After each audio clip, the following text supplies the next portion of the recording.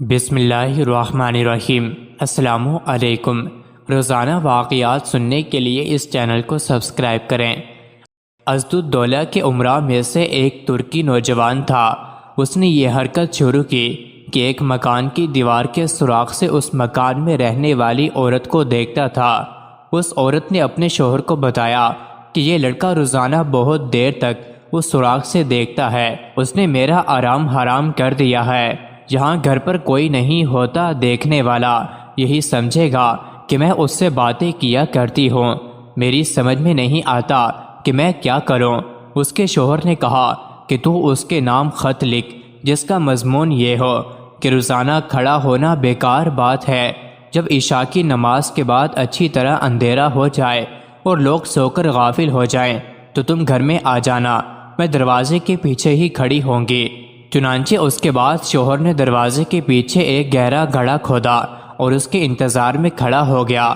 جب وہ لڑکا آیا اور دروازہ کھولا اور اندر داخل ہوا تو اس عورت کے شوہر نے اس کو دھکا دے کر گڑھے میں ڈال دیا اور اس پر مٹی ڈال کر دفن کر دیا۔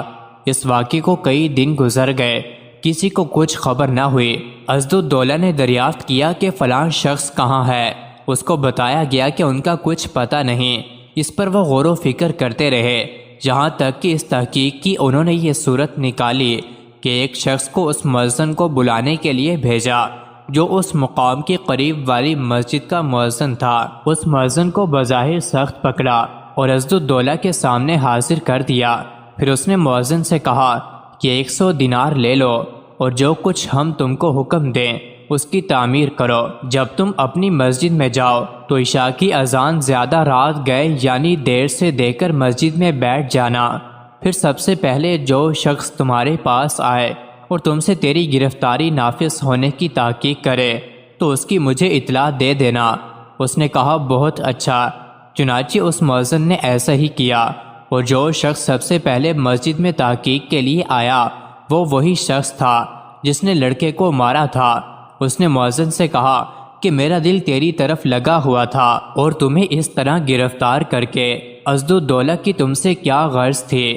مؤذن نے کہا کوئی خاص بات نہیں تھی۔ جب صبح ہوئی تو مؤذن نے اسدالدولہ کے پاس جا کر پورا حال بتایا۔ اسدالدولہ نے اس شخص کو حاضر ہونے کا حکم دیا۔ وہ حاضر ہو گیا تو اس سے پوچھا کہ لڑکے کا کیا معاملہ ہے، بیان کرو۔